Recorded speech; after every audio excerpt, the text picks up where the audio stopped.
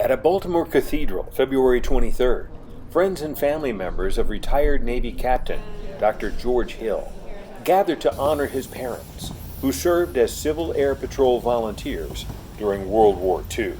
First Sergeant Gerald L. Hill and his wife, Master Sergeant Essie Mae Thompson Hill, posthumously received the Congressional Gold Medal. At the time that Pearl Harbor was attacked, my family and I lived in a little town near Cedar Rapids, Iowa.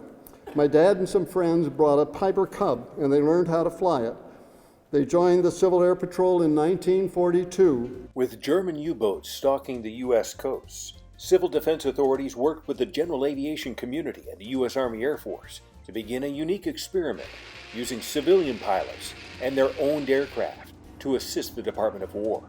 This group of grassroots, volunteer-driven citizens, many of whom did not qualify for military service but wanted to defend their country, officially became the Civil Air Patrol on December 1st, 1941. For over 75 years, Civil Air Patrol members have been well aware of our World War II heritage.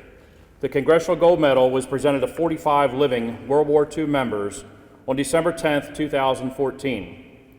Since then, across our nation, ceremonies like today's have continued to honor those who served the Civil Air Patrol during World War II. The Gold Medal is the highest civilian honor the United States Congress can bestow.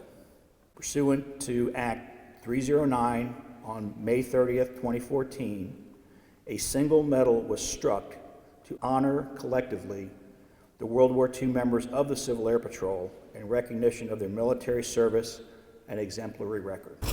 Sometimes it brings tears to my eyes to think of it, but I overcome that, and I just have to. Yes, they would love it. They would be proud. They'd be humble. But they love to serve. They love to fly. They enjoyed adventure.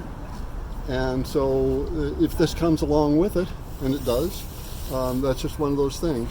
Through their service, sacrifice, and heroism, our World War II members instilled with us the passion to serve our fellow Americans and our country.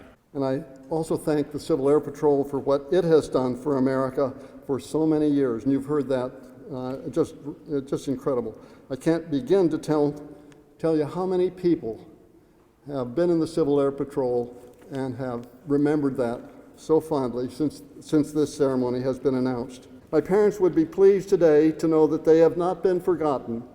They knew that song that Rudy Valley sang in the war, his version of the Yale's Whiffenpoof song, will pass and be forgotten like the rest.